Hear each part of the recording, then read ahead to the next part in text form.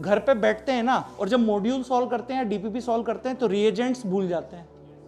फिर गर्मा गर्म करोगे और पता है जब जब गर्म किया है तब तक गैस निकली है। से 5 सवाल तो इन सब से मिला के कहीं भी नहीं गए। ये बुढ़ा मेरे बीच में बहुत बोलता है, ठीक है। मतलब कई बच्चे जो अच्छी अच्छी रैंक भी लाते ना, कभी कभी हो सकता है कि उनकी भी तैयारी क्या ना हो, पूरा 100% ना हो। 7 to 9 क्वेश्चन आने के पूरे चांस। टेस्ट भी होते हैं बीच में, तो सर मतलब पूरा स्टार्टिंग से रिवीज करें या बीच बीच में टेस्ट आता है उसका भी रिवीज करें।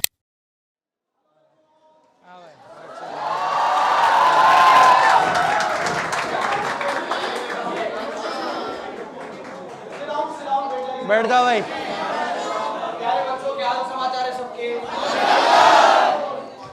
ऊर्जा से भरपूर हैं एकदम। क्या बात है भाई, लाला लोग सारे तैयार हैं सर। चलो भाई, तो आप फोड़ेंगे नहीं? अच्छा, फोड़ने से पहले जरा कुछ परिचय करा दें। सर को तो आप जानते ही होंगे, लेजेंड ऑफ जूलॉजी। सर को भी आप जानते हैं, सिद्धार्थ सर। और मुझे महिलाएं ज्यादा जानती होंगी, द रोस्टर मास्टर है ना, ठीक है। कुछ लोग जानते हैं, ठीक है, ठीक है, हाँ बिल्कुल बिल्कुल बिल्कुल। तो आज भी बिल्कुल रोस्ट करने के लिए तैयार हैं हम भी, यस सर, ठीक है।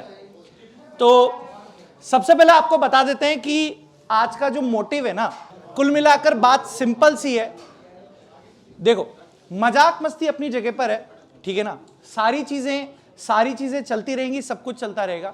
बट एट द एंड आज हम लोग इकट्ठे हुए हैं ना सिर्फ ये बताने के लिए कि भाई आप लोगों को तैयारी कैसे करनी है, कुछ एक जीवन की सच्चाई जो आप लोगों को एडप्ट भी करनी होगी यहां पर। अब मैं आपको बताऊं कि सिर्फ 60 दिन आप लोगों के पास बचे हुए। अब इस 60 दिनों में दो ही चीजें हो सकती हैं, या तो हम किसी दूसरे के प्रभाव में आकर खुद ये समझ लें कि भाई हमसे ना हो पाएगा, सर हम डिप्रेशन में जा रहे हैं। सर वो व्यक्ति हम लोगों से ये बोलता है कि यार मैंने तो जूलॉजी का इतना सिलेबस कर लिया, बॉटनी का इतना सिलेबस कर लिया, फिजिक्स का इतना कर लिया, केमिस्ट्री का इतना कर लिया, तेरा सिलेबस हुआ कि नहीं हुआ, तूने कितना किया। दूसरे इस प्रकार के होंगे, बाबू सोना टाइप के, हाँ भैया फरवरी निकल चुका है, करवा चौथ के व्रत भी आप लोगों के निकल चुके हैं, ठीक है। तो अब ये जो बाबू सोना चुन्ना पुन्ना जितने भी टाइप के हैं आप लोगों के, ये सारी की सारी चीजें आप लोग साइड में रख दीजिए, ठीक है। क्योंकि मैं आप लोगों पर यह नहीं कह रहा कि आप लोगों को अपने माँ बाप का सपना पूरा करना है, उनके प्रेशर में आना है, या हमारे प्रेशर में आना है, या किसी तीसरे अन्य व्यक्ति के प्रेशर में आना है। नहीं, आप सच्चाई का सामना कीजिए कि यदि आप सफल होंगे ना तो आपका व्यक्तित्व, आपकी पर्सनैलिटी सफल होगी, ना सिर्फ अपनी नजरों में बल्कि दूसरों की नजरों में भी। जैसे मैं अगर अपना एग्जाम्पल लूं तो मैं मनोज सर से ही पढ़ा हुआ हूं 11th 12th, है ना, मुझे पढ़ाया मनोज सर नहीं है, ठीक है, इनसे ही पूछ लीजिएगा, ठीक है, इन्होंने ही पढ़ाया मुझे, ठीक है, हाँ। तो अब यह है बात यह है कि यदि आप लोग ये 60 दिनों को अगर इधर उधर को करने में लगा दिए ना, तो आप लोगों के पास फिर ये मान लीजिए कि सब कुछ व्यस्त हो जाएगा एकदम टोटल। क्योंकि दुनिया में देखो, हम लोग बेसिकली हिंदी मीडियम से आते हैं, तो पहली धारणा तो ये है हम लोगों को लेकर कि हम लोग सब ऐसे ही हैं, आलतू फालतू। मैं भी हिंदी मीडियम का ही पढ़ा हुआ हूं, तो मुझे भी लेकर लोग बाग यही मानते थे कि क्या ही उखाड़ लेंगे भाई, है क्या ही कर लेंगे। ये पहली अवधारणा है भाई, ये मानसिकता लोगों के अंदर बसी हुई है कि हिंदी मीडियम के आदमी है तो कमजोर होगा। इसको नकारना पड़ेगा, सिरे से खारिज करना पड़ेगा इन सारी चीजों को। और आप इन सारी चीजों को सिरे से तब खारिज कर सकते हो जब आप अपना खुद का एक हार्ड, बहुत ज्यादा हार्ड कह सकते हैं ना, कि मेहनत करनी पड़ेगी बेटा आप लोगों को। कोई दूसरा रास्ता नहीं है, कोई शॉर्टकट नहीं है। मैं अक्सर देखता रहता हूं बच्चे, जैसे मैं भी ऑनलाइन में भी पढ़ा रहा हूं, तो बच्चा कहता रहता है कि सर आप एक तरीका बता दो कि सर 3 दिन में फिजिक्स केमिस्ट्री बायोलॉजी कैसे कंप्लीट करें, है ना। कुछ बच्चे तो पूछते हैं कि सर ऑटो से सेंटर तक जाने में कैसे कंप्लीट कर दें सिलेबस, कि घर में ऑटो से लें और सेंटर तक पहुंचे, और सेंटर ऐसी आएंगी वीडियोस आप लोगों के पास, बहुत सारी आएंगी, है ना। हो सकता है मैं ही बना दूं कि 10 घंटे में महा रिवीजन। तो जीवन की सच्चाई ये है कि वो महा रिवीजन कम होता है, उसमें खाली आप लोगों को ये बताया जाता है कि भाई साहब इस तरीके से ये चीजें हैं, ये इंपॉर्टेंट पॉइंट है, इसको करोगे तो आपके दिमाग में एक पिक्चर बन जाएगी। क्योंकि आप खुद सोचो ना यार, ये सत्य बात है, एकदम कोई झूठी बात नहीं है। 10 महीने का सिलेबस क्या आप सत्य में 10 घंटे में कवर कर पाओगे? नहीं कर सकते। वहां केवल आप लोगों को ये इंडिकेशन दी जाती है कि सर आपको इस तरीके से इस क्वेश्चन को अटेम्प्ट करना है। महारिविजन में हम क्वेश्चन को अटेम्प्ट करने का तरीका बताते हैं, ऐसे सोचो, ऐसे सोचो, ऐसे सोचो, ऐसे करो। वहां आपकी स्पीड चेक करी जाएगी, एक्यूरेसी चेक करी जाएगी। समझ रहे हो कि नहीं समझ रहे हो? तो बिना बोरिंग बात किए हुए सीधा मैं आप लोगों को पॉइंट पर आता हूं, सीधी बात, नो बकवास, कि सर हम लोगों को करना क्या है, केमिस्ट्री में कौन कौन से हमारे इंपॉर्टेंट टॉपिक है वो देख लो। देखो बहुत लास्ट 5 साल के पेपर का एनालिसिस मैंने आप लोगों का किया है, लास्ट 5 साल के, और लास्ट 5 साल के अगर आप पेपर का एनालिसिस करोगे ना तो आपको दिख रहा होगा। और इस बार के जेई मेंस में भी आप लोगों ने देख लिया होगा, क्योंकि जेई मेंस और नीट लगभग आप लोगों के पास सिमिलर रहती है, थोड़ा बहुत ही अंतर आता है, 5 से 5-7% का आप अंतर मान लो, क्वेश्चन का लेवल एकदम सेम रहता है। और आपने इस बार देखा होगा सबसे ज्यादा जो वेटेज आप लोगों के पास था वो किसके पास आया था इस बार? इनऑर्गेनिक और ऑर्गेनिक। सबसे ज्यादा जो वेटेज आप लोगों के पास आया था वो इनऑर्गेनिक और ऑर्गेनिक का वेटेज आया था। और अगर ऑर्गेनिक में तो अगर मैं जैसे पर्टिकुलर ऑर्गेनिक की बात करूं तो ये तो आपको पता ही होगा, ये तो ग्रंथ है भाई साहब, जिसको ये आ गया समझ लो पूरी ऑर्गेनिक आ गई। अभी देखूंगा आप लोगों के कितने तोते उड़ते हैं, कितने नहीं तोड़ते। लेकर आया हूं आप लोगों के लिए एक छोटा सा तोहफा, देखते हैं कि कितना तुम लोगों ने करा हुआ है, कितना नहीं। लेकिन हाल फिलहाल के लिए आप इधर देखने की कोशिश कीजिए, ये ही सीक्वेंस आपको फॉलो करना है भाई। अगर आप रिवीजन की स्ट्रेटेजी बना रहे हो ना तो यही सीक्वेंस आप लोगों को फॉलो करना है भाई लोग। कैसे? आप एक चार्ट बना लो, घर पर चार्ट बना लोगे ना, मैं चार्ट नहीं कह रहा हूं, वो चार्ट मेडिकल कॉलेज में जाके बनवाना, किसी के साथ भी, दीदी हो जो भी हो आप लोगों का XYZ, ठीक है। यहां पर अगर मैं बात करूं तो इसी हिसाब से और ये जैसे केमिस्ट्री का बनाया ना वैसे ही आप लोगों को फिजिक्स का बनाना है, वैसे ही आप लोगों को बायोलॉजी में भी बनाना है। अगर मैं ऑन एवरेज की बात करूं ना तो ऑर्गेनिक से आप यकीन मान लीजिए, कैमरे के ऊपर बोल रहा हूं, आप 16 से 18 क्वेश्चन इस बार देखेंगे गारंटी के साथ। सर कैसे बोल रहे हो? यार पिछले 5 साल का देख रहा हूं ना, 16 क्वेश्चन तो ऑन एवरेज आ ही रहे हैं। और आपको पता है कि कुछ टॉपिक ऑर्गेनिक से हमारे डिलीट हुए हैं, तो वेटेज ऑलरेडी किसमें बढ़ना है? इन्हीं में ही बढ़ना है। ये आप लोगों का बहुत 5-7 साल के पूरे पेपर का एकदम रिसर्च करके आया हूं, टेंशन मत लो, क्योंकि लाइव लेक्चर जाना है तो मैं भी कच्चा खिलाड़ी थोड़ी हूं, रिसर्च करके ही लेकर आऊंगा। समझ रहे हो कि नहीं समझ रहे हो? अबे नींद तो नहीं आ गई? अबे ऐसे कैसे सो सकते हो तुम, वो भी मेरी क्लास में, ठीक है। सिमिलरली आप लोगों को यहां पर क्या करना है? Physical chemistry. और कुछ बच्चे सोचते हैं कि सर जैसे कि हम नहीं पढ़ते, हमारी आदत क्या पड़ी हुई है कि अकबर कब पैदा हुआ था, अकबर ने पहली शादी कब करी, दूसरी कब करी, तीसरी कब करी, ऐसे। हाँ कर ली होगी यार। तो भाई हम लोगों को ये ऐसे नहीं पढ़ना है कि हाँ चलो कुछ मंत्र जप रहे हैं, नहीं भाई। बिना प्रैक्टिस के आप कुछ अचीव नहीं कर पाओगे, ये आप बिल्कुल एकदम याद रख लेना चीजों को। और फिजिक्स और फिजिकल केमिस्ट्री का एकमात्र उपाय है, जितने ज्यादा सवालों की प्रैक्टिस करोगे ना उतना ज्यादा फायदे में रहोगे। जितनी प्रैक्टिस, कोई कुछ भी बोल दे, मैं खुद स्टूडेंट रहा हूं नीट का, तो मुझे पता है जब तक आप सवालों को लगाओगे नहीं ना, आप लोग डिफरेंट लैंग्वेज को कभी समझ ही नहीं पाओगे। आप लोग का कॉमन डाउट क्या रहता है कि सर हम लोग है ना सवाल कर तो लेते हैं, आप वही सवाल करा पाते हो जो आपकी कॉपी में हमने करवाए हुए हैं, उसी से रिलेटेड अगर लैंग्वेज आती है ना तो आप आसानी से पकड़ कर देते हो। लेकिन अगर लैंग्वेज आपकी जरा भी घुमा दी तो फिर आपसे सवाल नहीं हिलते वहां पर, फिर आप लोग फिर माथा पकड़ के बैठ जाते हो कि सर ये तो लैंग्वेज ही घुमा दी थी।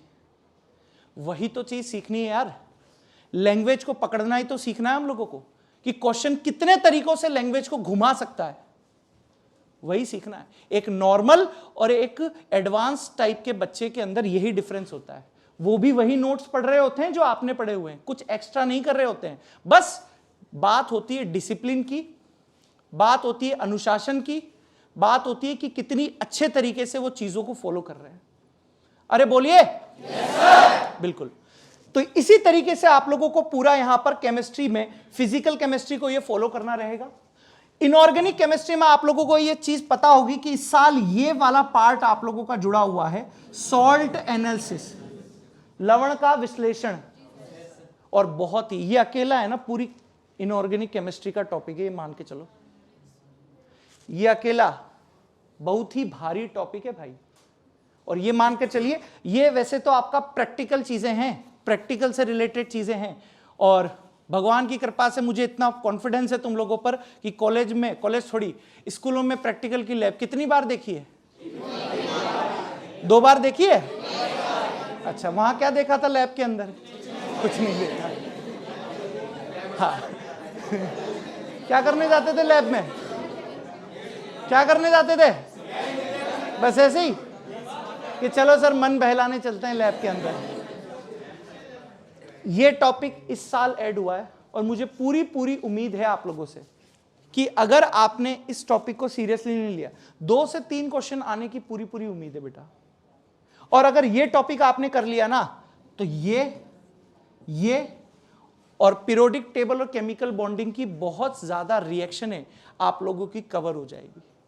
इसलिए सॉल्ट एनालिसिस अपने आप में एक बहुत ही महत्वपूर्ण चैप्टर आप लोगों के लिए रहने वाला है।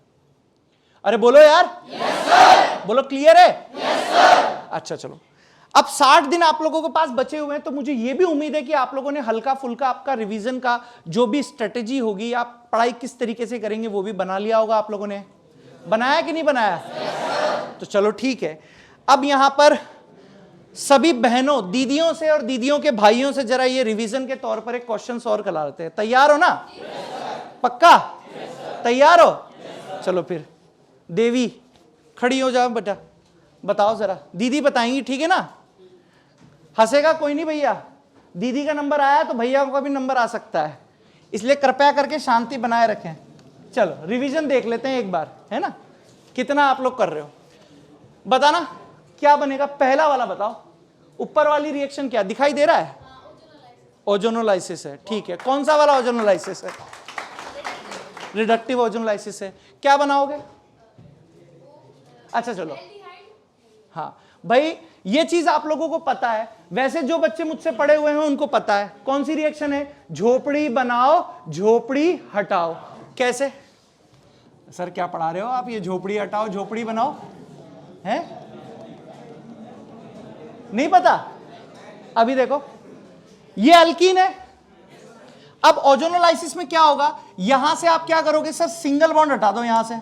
जैसे मैं तरीका बता रहा हूं रिवीजन करने का, यहां से क्या हटाओगे आप? सिंगल बॉन्ड हटाओ, ऊपर ओ, यहां ओ, यहां ओ, इधर। एक बार झोपड़ी बन गई, नहीं बन गई? यस। अब क्या करना है? झोपड़ी को हटा दो। बन गया? तो इसको बोलते हैं भाई साहब झोपड़ी हटाओ झोपड़ी बनाओ रिएक्शन।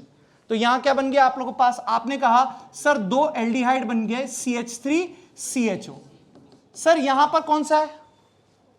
ऊपर वाला रिडक्टिव था, नीचे वाला ऑक्सीडेटिव। यानी बनेगा तो यहां भी एल्डिहाइड, लेकिन उसका फर्दर ऑक्सीडेशन और होगा। क्या बन जाएगा सर? Carboxylic acid. अब बच्चे यहां पर माथा पकड़ के बैठ जाते हैं कि सर यहां पर 2 आ गए। अरे यार इस 2 से कंफ्यूज नहीं होना। ये 2 सिर्फ और सिर्फ क्या बता रहा है? नंबर्स को बता रहा है। प्रोडक्ट तो आप लोगों के पास क्या है? एल्डिहाइड है और एसिड है। समझ रहे हो कि नहीं समझ रहे? अब ये रिएक्शन आप लोगों के पास कौन सी हो गई? ओजोनोलाइसिस या ओजोनीकरण रिएक्शन हो गई। आप में से बहुत सारों को समझ में आ रहा होगा कि ये जो मैंने बनाया ये एक सीक्वेंशियल रिएक्शन बना दी है। यस। मेरे से बच्चे कहते हैं कि सर रिएक्शन आप क्लास में कराते हो याद हो जाता है, लेकिन जब हम घर पे बैठते हैं ना और जब मॉड्यूल सॉल्व करते हैं, डीपीपी सॉल्व करते हैं तो रिएजेंट्स भूल जाते हैं। क्यों? क्योंकि हमको उसकी प्रैक्टिस नहीं होती। जब मैं अकेला इस रिएक्शन को कराऊंगा ना, यहां से ए और बी आप आराम से कर दोगे, लेकिन जब ये पूरी रिएक्शन मैंने दे रखी है ना, तो बहुत सारे लोग कहेंगे कि सर क्या हो रहा है, अते पते ही नहीं पड़ते लोगों को। तो सर रिएक्शन की एकमात्र प्रैक्टिस करने का तरीका है सीक्वेंशियल रिएक्शन, और आपको हर अध्यापक कराएगा और बहुत अच्छे तरीके से कराता है। जैसे चलो एक बार फास्टली, क्योंकि सर को भी बताना है यहां पर। तो अब मैं अगर आगे बताऊं तो यहां पर क्या दिया हुआ है, एल्डिहाइड। आगे यहां पर आप लोगों के पास ए से सी बनाना है, यानी यहां पर रुको मैं एक चीज कर देता हूं, यहां पर मैं आप लोगों के पास, चलो पहले इसको बनाते हैं बी से डी, है ना। यहां पर भी यही ले लो, एसिटल्डिहाइड ले लो, कुछ नहीं दिया हुआ है ना तो यही ले लो। यहां पर भी क्या ले लो, CH3COOH ही ले लो। अब आ जाओ इधर, एल्डिहाइड है, एल्डिहाइड का यहां पर हाइड्राइड बेस्ड रिड्यूसिंग एजेंट, क्या होगा यहां से H माइनस अटैक करेगा और यहां पर क्या हो जाएगा, रिडक्शन, क्या बना देगा 1 degree alcohol, CH3CH2OH। Sir NaOH plus CaO, कौन सी रिएक्शन, सोडा लाइम डीकार्बोक्सिलेशन, क्या निकाल देगा CO2, CO2 निकालने के बाद क्या बच गया CH4। Sir PCC PDC, strong की माइल्ड, माइल्ड, स्ट्रॉन्ग की mild, mild, mild. Sir aldehyde मतलब 1 डिग्री अल्कोहल को कन्वर्ट करेगा एल्डिहाइड, 2 डिग्री अल्कोहल को कीटोन, वापिस क्या बना दोगे CH3CHO। सर CH4 है, अल्केन है, सामने HNu है, कौन सी रिएक्शन, मुक्त मूलक प्रतिस्थापन अभिक्रिया, फ्री रेडिकल सब्स्टिट्यूशन रिएक्शन, क्या बनेगा भाई CH3Cl। Sir CH3CHO carbonyl compound, sir NH2NH2OH, कौन सा, वॉल्फ किश्नर अपचयन या वॉल्फ किश्नर रिडक्शन। सर क्या करते थे, सर C डबल बॉन्डों को हटाओ, CH2 लगाओ, यानी यहां CH3CH3, बोलो क्लियर है। सर आगे आओ, सर CH3Cl और बहनजी, बहनजी नहीं बोलता मैं, बहनजी, CH3Cl और बहनजी, सामने है निर्जल AlCl3, कौन से भैया, फ्रीडल क्राफ्ट भैया, याद है। सर यहां पर क्या बन गया, टालुइन, क्या बन गया भैया, टालुइन। सर टोलुइन CrO2Cl2CH2, कौन, इटार्ड रिएक्शन, कौन बनेगा, बंजेल्डिहाइड, क्या बनेगा भाई, क्लियर है। सर आगे आइए, सर अल्केन है, वापिस Cl2HNu, कौन सी रिएक्शन, मुक्त मूलक प्रतिस्थापन अभिक्रिया, क्या होगा सर यहां से HCl निकल गया, अरे बोल रहे भाई। सर यहां बनेगा CH3CH2Cl, बोलो क्लियर है। सर यहां से अल्काइल हैलाइड बन गया, ये Cl दिख रहा होगा, जगह कम है इसलिए, है ना। सर अल्काइल हैलाइड है, सामने एक्वस KOH, मैं रिएक्शन का टाइप भी बता रहा हूं। सर कौन सी रिएक्शन, नाभिक स्नेही प्रतिस्थापन अभिक्रिया, न्यूक्लियोफिलिक सब्स्टिट्यूशन रिएक्शन, Cl को हटाओ OH को लगाओ, मतलब CH3CH2OH। सर अल्कोहल बन गया, सामने SOCl2, डार्जन की टार्जन, डार्जन, OH को हटाओ Cl लगाओ, मतलब CH3CH2Cl। सर अल्काइल हैलाइड है, सामने KCN, KCN के साथ बनता है आयनिक बॉन्ड, AgCN के साथ बनता है कोवेलेंट बॉन्ड, पिक्चर क्लियर है भाई लोग। सर KCN के साथ Cl को हटाओ Cl लगाओ, मतलब CH3CH2CN। सर ऊपर बनेगा CH3CH2NC, क्लियर है। सर साइनाइड है, सर कंप्लीट जल अपघटन, सर साइनाइड का पूर्ण जल अपघटन तो बनेगा एसिड, अपूर्ण में एमाइड और अपचयन में 1 डिग्री अमाइन। सर यहां पर क्या दिया है, पूर्ण जल अपघटन, क्या बन जाएगा मेरे भाई CH3CH2COOH। सर ऊपर देखो NaOH plus CaO, soda lime decarboxylation, फिर क्या निकाल दोगे CO2, क्या बन जाएगा CH3CH3।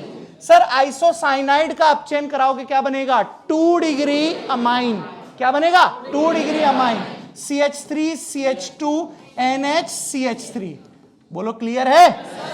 सर इधर आओ, सर एसिड है, एसिड और अमोनिया क्या होता है, बेस, क्यों होता है बेस, अमोनिया के ऊपर लोन पेयर है भाई, ये है लेने वाला, वो है देने वाला, क्लियर है। क्या निकल जाएगा H2O, मतलब पहले बनेगा सॉल्ट, फिर गर्मा गर्म करोगे, और पता है जब जब गर्म किया है तब तक गैस निकली है, याद है? मतलब यहां क्या बनेगा भाई? CH3CO NH2, नहीं CH3 CH2 और CONH2। आगे बताओ, Br2 plus KOH, half man, आधा की पूरा? आधा। मतलब एक कम कार्बन वाला क्या बन जाएगा? अमाइन। कितने कार्बन है? 3, तो कितने वाला बन जाएगा? 2 वाला। बोलो क्लियर है? सर 1 डिग्री एलिफेटिक है, सामने HNO2 है, पहले क्या बनाएगा? डाई एजोनियम लवण, और उसके बाद H2O मतलब एल्कोहल। पूरा मैंने कंप्लीट कर दिया। हाइड्रोकार्बन आ गया, एल्कोहल आ गया, एल्डिहाइड आ गया, अमाइंस आ गया, रिएक्शन के सारे टाइप आ गए। यहां नहीं बताने के आए कि हमें क्या आता है, मैं नहीं बताने आया हूं कि मुझे क्या आता है, एकदम बिल्कुल सच बोल रहे हैं। मैं बताने के लिए आया हूं कि आपको पढ़ना किस तरीके से। मैं अपनी बात करूं, इस बार हिंदी मीडियम का चाहे ऑनलाइन हो चाहे ऑफलाइन हो, रैंक निकाल कर हम ही दिखाएंगे। सिंपल सी एकदम सच वाली बात है। आप लोगों को लगता है भाई आप लोग रैंक लाओगे तभी तो हम लोग माने जाएंगे कि भैया हमने कुछ पढ़ाया, हम कितना ही एफर्ट कर लें, लेकिन अगर देखो टीचर को टीचर बनाता है उसका स्टूडेंट। हम लोगों की जो असली पहचान हम नहीं है, हम लोगों की पहचान हो आप सब, इसे याद रखना।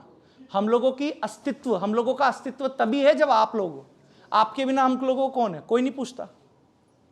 समझ रहे हो कि नहीं समझ रहे? इसलिए अपना एफर्ट, इस रिएक्शन के पीछे मेरा बताने का उद्देश्य यही था, अपने आप को पहचानो। आप लोग बहुत अच्छे हो, आप लोग इंग्लिश मीडियम से बहुत अच्छा कर सकते हो, क्योंकि आपको हिंदी भी आती है, आपको इंग्लिश भी आती है। उधर वाली जनता को आधी इंग्लिश आती है, बस आधी इंग्लिश ही आती है। हिंदी तो बिल्कुल ही कि सर ये प्रतिस्थापन कौन सा जगह है, समझ रहे हो कि नहीं समझ रहे? तो बस मुझे ये प्रॉमिस चाहिए आप लोगों से कि इस बार फोड़ कर आएंगे पेपर को। हम लोग यहाँ अवेलेबल रहेंगे, मनोज सर अवेलेबल है, मैं अवेलेबल हूँ, ठीक है? किसी भी तरीके से आपको किसी भी तरीके की गाइडेंस की जरूरत हो, आप बेशक हमारे पास आओ, बात करो, क्या प्रॉब्लम है सुलझाने का प्रयास करो। और जब ये सारी चीजें हो जाएंगी ना, तो मैं आपको गारंटी देता हूं आप लोगों का सिलेक्शन निश्चित हो जाएगा। और अपने आप को कमजोर मानना छोड़ो कि हम हिंदी मीडियम के, हिंदी मीडियम का तो क्या हुआ भाई, हम अपने आप में बवंडर है, बस ये मानकर अपने आप की तैयारी शुरू करनी है। क्या कर लेंगे भाई? yes, पक्का? yes, ठीक है। तो आज के लिए मेरी तरफ से तो भाई इतना ही ज्ञान काफी है। बाकी मैं रिक्वेस्ट करूंगा आप मनोज सर, सिद्धार्थ सर से कि एक बार गाइड करें आपको कि क्या करना है क्या नहीं करना है। और एक बार याद है ना, ज्यादा हाय हाय नहीं करनी है, वरना आप जानते हो बोली सी सूरत आंखों में मस्ती, ये मास्टर क्वेश्चन ही क्वेश्चन करवाए। समझ रहे हो? चलो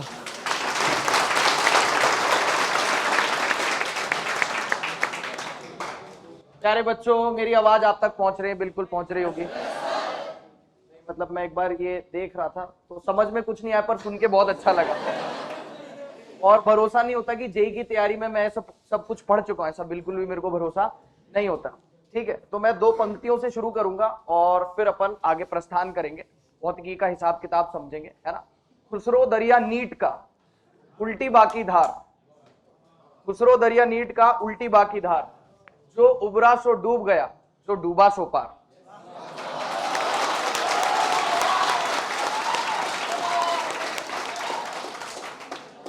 अरे भावार्थ क्या है, कवि क्या कहना चाहते हैं?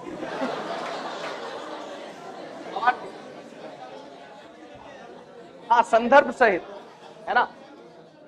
समझ में नहीं आया पर सुन के अच्छा लगा। ठीक है, तो नीट का जो सनकी बुड्ढा है, उसने जो पेपर बनाया भाई, वो एकदम उल्टी धारा की तरह, है ना। तो अपने को एकदम उसमें डूब के तर के जाना है और सेलेक्ट होना है। महासंग्राम 60 दिन। अब अपने पास मोटा मोटी कितना टाइम बचा है? 2 महीना, उससे कुछ थोड़ा सा टाइम 4-5 दिन ऊपर नीचे होगा। ठीक है, अपन ऐसा तो नहीं है कि एकदम 4 तारीख तक पढ़ाई करते रहेंगे, ऐसा बिल्कुल भी नहीं है। तो देखो, क्लास में तो हम आपको बहुत कुछ बताते ही रहते हैं, लेकिन आज का मोटिव है अपना कि देखें कि कौन कौन से टॉपिक, और जो लास्ट 5 साल का 10 साल का ट्रेंड है उसके हिसाब से देखें कि कौन कौन से टॉपिक कितना वेटेज रखते हैं, उसको हम कितने समय में रिवाइज कर सकते हैं, 2023 में जो ताजा गर्मा गर्म एकदम जो 2023 का पेपर हुआ उसमें कितने सवाल उस पर्टिकुलर टॉपिक से आए हैं, और हम क्या आशा रख सकते हैं कि 2024 में कितने सवाल आ सकते हैं। आशा ही रख सकते हैं, एग्जैक्टली तो नहीं पता। मुझे पता होता तो सबसे पहले पेपर में तुमको ही दे देता। सही बात है। तो देखते हैं, एक बार शुरुआत करते हैं। तो यहाँ पे नाम लिखा हो ना भाई, मूलभूत गणित। अब आप बोलोगे कि मूलभूत गणित से कौन सा सवाल आ गया, 0 सवाल आया लास्ट 36 साल में। लेकिन ये हमको अगर आता है ना तो हम एक बार को फिजिक्स से जूझ लेंगे, लेकिन गणित से नहीं जूझेंगे। तो जब भी आप रिवीजन आपने शुरू कर दिया होगा, पर मैं ऐसा मान के चल रहा हूं कि अभी तक मान लो कुछ भी हमने नहीं पढ़ा है, या मतलब हमने रिवीजन स्टार्ट नहीं किया। अभी अपन ये मान के चल रहे हैं कि अपने पास 60 दिन है, ठीक है। तो सबसे पहले आप रिवीजन अगर शुरू करें तो मूलभूत गणित से शुरू करें और एक दिन उसको दे बस। क्यों? इससे सवाल नहीं आएगा, इससे सवाल की आशा बिल्कुल भी ना रखें। लेकिन आगे जाके अगर हमने ये ठीक से रिवाइज कर लिया है ना, तो हमको आगे जाके गणित में कोई भी परेशानी नहीं होगी। क्योंकि सबसे ज्यादा फ्रस्ट्रेशन कब होता है बेटा, जब फिजिक्स का सवाल तो एक बार चलो समझ रहे हैं और हमें पता है भी है फिजिक्स का सवाल कैसे हल करना है, हमने हल करना शुरू कर दिया, वहां पे फिर वो आ गई अपनी क्वाड्रेटिक इक्वेशन आ गई। अरे सही बात है, वो सॉल्व नहीं हो रही क्वाड्रेटिक इक्वेशन, लॉग आ गया बीच में। लॉग तो कभी कभी शायद बायो में भी आ जाता है सर, बायो में भी बिल्कुल आ जाता है। लॉग सॉल्व नहीं हो रहा हमसे, वहां पे होता है फ्रस्ट्रेशन कि काश हमने मूलभूत गणित ढंग से पढ़ ली होती तो अभी हमसे सवाल बन गया होता। तो शुरू करेंगे हम किससे, मूलभूत गणित को एक दिन देना बस, सिर्फ और सिर्फ। आप अपने रिवीजन का पहला दिन किसके नाम कर देना, मूलभूत गणित के नाम कर देना, है ना, बिना किसी लालच के, बिना किसी आशा रखे हुए, कोई आशा रखे, बस मूलभूत गणित, ताकि आगे हमको, इसको आधारभूत गणित भी बोला जाता है। अब नाम में ही आधार आ रहा है, बेस आ रहा है ना, तो मतलब जैसे कंस्ट्रक्शन होता है तो नींव होती है ना मकान की, ये वो नींव है।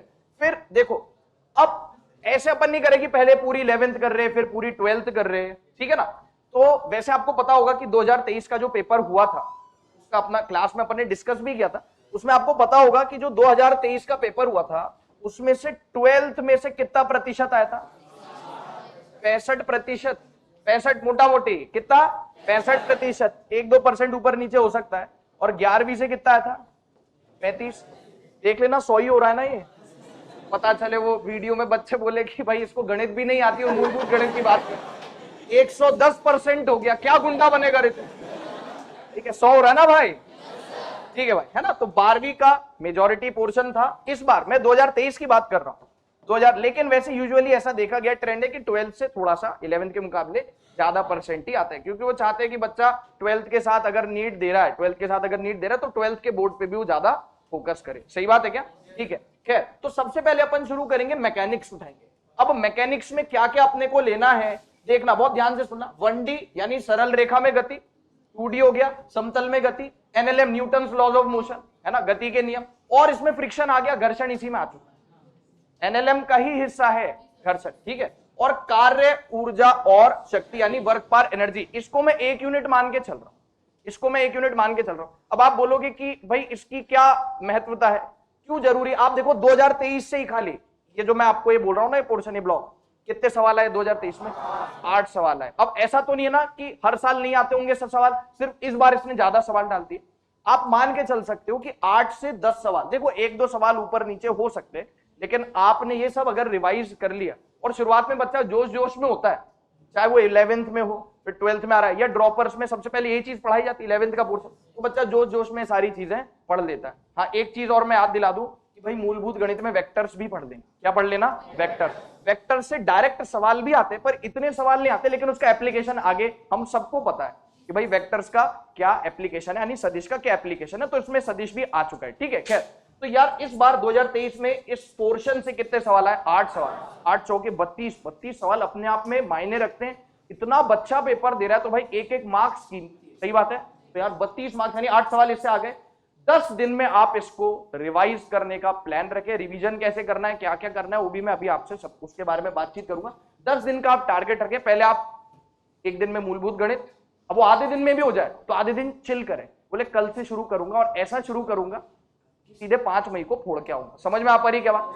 तो मैकेनिक्स में मैंने आपको बता दिया क्या क्या पोर्शन आ रहा है, ये सब देख लिया। 10 दिन में आप इसको टारगेट रखें फिनिश करने का, और आशा रख सकते हैं अगर हम मतलब बहुत ही पॉजिटिव वे में सोचे तो भाई 8 से 10 सवाल तो इससे कहीं भी नहीं गए। और इसका एक फायदा हो रहा है, क्या मतलब, इससे डायरेक्ट सवाल आएगा वो आएगा, इसका एप्लीकेशन आगे पूरी फिजिक्स में आता रहेगा। अब किसी आवेश को आपने विद्युत क्षेत्र में रख दिया तो उस पर बल लग रहा है, वो चल रहा है, तो गति के नियम लगा सकते हैं, गति के समीकरण लगा सकते हैं, v = q + ad। वो कहां से सीखा, किसमें सीखा?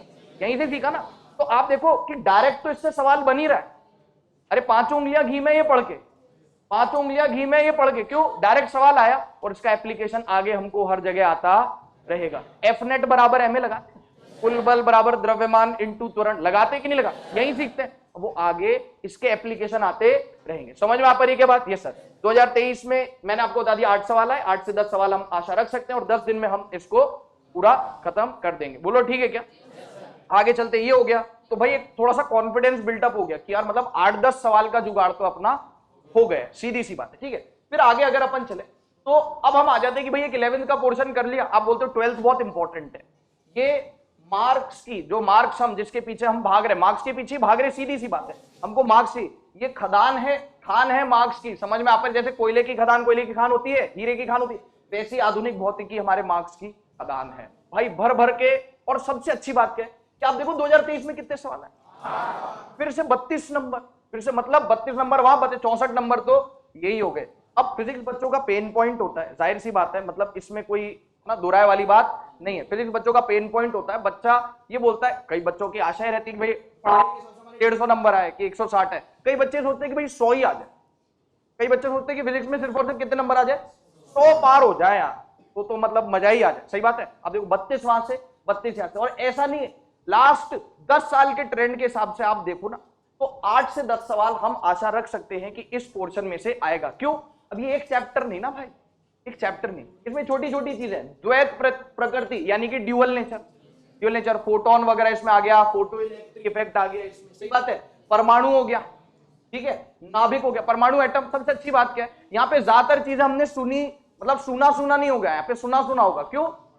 केमिस्ट्री आपकी चाहिए थी, केमिस्ट्री। सही बात है। तो वहां पे हम ज्यादातर जैसे फोटो इलेक्ट्रिक इफेक्ट का भी आइडिया तो दे देते सर अपन केमिस्ट्री में, और संरचना परमाणु वो तो अपन पूरा ही पढ़ते हैं, इनफैक्ट उसमें ज्यादा पढ़ते हैं, है ना। यहाँ पे तो फिर भी जैसे वो अपना हाइजेनबर्ग वाला प्रिंसिपल हो गया, श्रोडिंगर, वो सब अपन नहीं पढ़ते। ठीक है, तो इसमें इंटरेस्ट भी आता है और ये आसान भी है। देखो जब कोई चैप्टर फिजिक्स का आसान हो जाता है तो बस उसमें याद रखने वाली चीजें थोड़ी सी बढ़ जाती है, याद रखने में एक्सपर्ट है।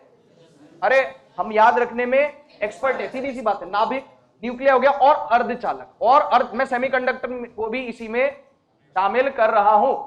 आप बोलोगे यार सर अर्धचालक ना मतलब रस नहीं आता अर्धचालक पढ़ने में, चालक पढ़ने में हमको रस नहीं आता। तो जो एकदम नीरस सी चीज थी इसमें, ट्रांजिस्टर, वो हटा दी गई। वो तो मैं खुद पर्सनली मतलब शुक्रिया अदा करता हूं कि भाई वो हट गई, क्योंकि ना ही पढ़ने में नहीं पढ़ाने में वो इतना मजा नहीं आता। मैं नीट के स्टूडेंट्स की बात कर रहा हूं, है ना। तो अर्धचालक में से सबसे नीरस जो चीज थी सेमीकंडक्टर में से ट्रांजिस्टर हट चुका है। अब ज्यादातर चीजें आसान हैं और याद रखने लायक, और उसमें एक चीज है जो हर सवाल मतलब हर साल 1 से 2 सवाल आएगा, लॉजिक गेट। किसी को फिजिक्स का पी भी नहीं आता होगा ना, आप कोई थोड़ा दिमागदार 8वीं 9वीं क्लास का बच्चा लाओगे, 8वीं 9वीं क्लास का बच्चा लाओगे, तो यार सेमीकंडक्टर में आप उसको लॉजिक गेट, उसको भी आप समझा सकते हो, उसको भी पढ़ा सकते हो। तो 1 से 2 सवाल तो आपका कहीं नहीं गया, किसका? लॉजिक गेट का, सेमीकंडक्टर। कुल मिला के हम आशा रख सकते हैं कि भाई कितने सवाल आएंगे, 8 से 10। 6 दिन में हम इसको पूर्ण कर लेंगे, मतलब हम मान के चल रहे, और बाकी हम बफर टाइम छोड़ेंगे हफ्ते भर का, है ना। तो हो सकता है पिछला जो मैंने आपको बताया ये आपका 1 दिन कम में हो जाए, सिर्फ हफ्ते भर में हो जाए। और अब अपने को और कोई काम तो है ही नहीं पढ़ाई के अलग, कोई हमारी घर गृहस्थी तो नहीं है, सिर्फ एक काम है। कौन सा काम है? पढ़ने वाला काम है अपना भाई, तो पढ़ेंगे और मचाएंगे। ठीक है, सीधी सी बात है, क्योंकि अब नहीं तो कब। अब आप उस वीडियो का वेट करोगे 30 दिन महासंग्राम, 1 हफ्ते का महासंग्राम। जैसा सर ने बोला, दीवान सर ने बोला कि ऑटो में जाते जाते रिवीजन कैसे करें, 24 घंटे में रिवीजन कैसे करें। नहीं देखते हैं उस टाइम पर है, हाँ नहीं देखते हैं, व्यूज भी है, तभी तो व्यूज आते, तभी वो लोग बनाते हैं। सर ने बोला कि हो सकता है हम ही बना दे, है ना। ठीक है, तो ये आधुनिक भौतिकी की बात होगी, यानी मॉडर्न फिजिक्स। आधुनिक भौतिकी की बात होगी, यानी किसकी बात होगी? Modern physics. उसके बाद प्रकाशिकी, हाँ नहीं करनी है आशिकी, हम पढ़ेंगे प्रकाशिकी। ठीक है, तो यार 2023 में देखो इस चैप्टर में इतना दम है ना यार, 4 सवाल से ज्यादा भी पूछ सकता है, 4 से 5 सवाल तो कहीं भी नहीं गए। अब इसमें प्रकाशिकी में 2 चीजें आ चुकी है, कौन? रे ऑप्टिक्स, वेव ऑप्टिक्स, किरण और तरंग। तो इस साल ही आप देख लीजिए, इतिहास गवाह है कि भाई 4-5 सवाल तो हर साल आया ही है, और इस साल कितना सवाल पूछा गया? 4 सवाल पूछा है। और यार 2023 का पेपर सबने किया है और अपन क्लास में पीवाईक्यूज तो करते ही हैं, तो हम देखते हैं कि यार 2023 में पेपर, अभी फिजिक्स का पेपर आसान ही आ रहा है।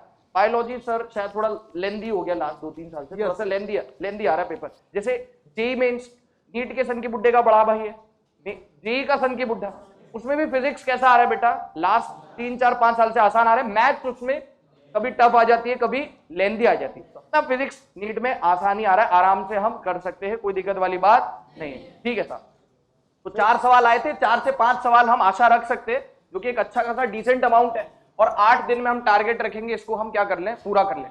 अब आप मेरे को एक बात बताओ, ये दोनों अगर आपने बढ़िया परफेक्टली कर लिए तो आप खुद ही देखो, मतलब कम से कम गिरी से गिरी हालत में भी मैं देख लूं ना, 8 सवाल और 4 सवाल कितना हो गया, 12 चौके 48, मोटा मोटी 50 नंबर।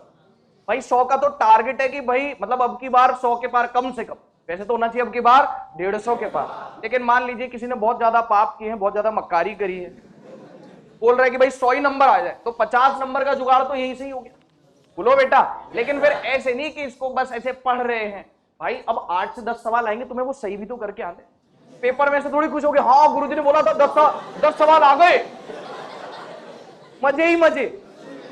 मजा तो तब है ना, नहीं तो सजा बन जाएगा जब वो देर से हल हो जाए। तो उसको ढंग से पढ़ लेना, उसको ढंग से पढ़ लीजिए। अगला है, अब आप मान लीजिए आप यार ऐसा हो गया कि बहुत बड़े बड़े चैप्टर्स पढ़ लिए, अब थोड़ा सा मूड को लाइट करते हैं। बहुत ही इजी चीज, मात्रक एवं मापन, सिंपल एकदम, यूनिट डायमेंशन, मात्रक विमा, यस और नो। हाँ, इसमें 2 चीजें हैं, त्रुटियां और यंत्र। त्रुटियां यानी कि एरर्स, ऐड करते हैं सब्ट्रैक्ट करते हैं तो ऐड हो जाता है। डिवीजन और मल्टीप्लिकेशन का थोड़ा सा एक अलग हिसाब किताब रहता है, हाँ या ना, मतलब। और ये तो त्रुटियां और यंत्र है। इसमें जो लास्ट 4 साल में ना विमा पे जरूर सवाल आ रहा है, यानी डायमेंशंस पे जरूर लास्ट लगातार 3-4 साल से सवाल आ ही रहा है, ठीक है। और इसमें घिसा पिटा सवाल आता है एरर्स, वो दे दिया a cube b square c की पावर 4 d की पावर 5, अरे हाँ है ना, याद आ गया, क्लास में भी किया और ये कई दफे पूछ चुका है। यंत्र थोड़ा सा नीरस है लेकिन इंपॉर्टेंट है, और यार नीट में तो वही आता है, main scale reading plus least count into vernier scale reading, वो रीडिंग वाला खेल है यंत्र का, ठीक है। अब अच्छी बात क्या है, इसमें मैंने एक चीज और शामिल कर लिया, वैद्युत चुंबकीय तरंगे यानी ईएम वेव्स।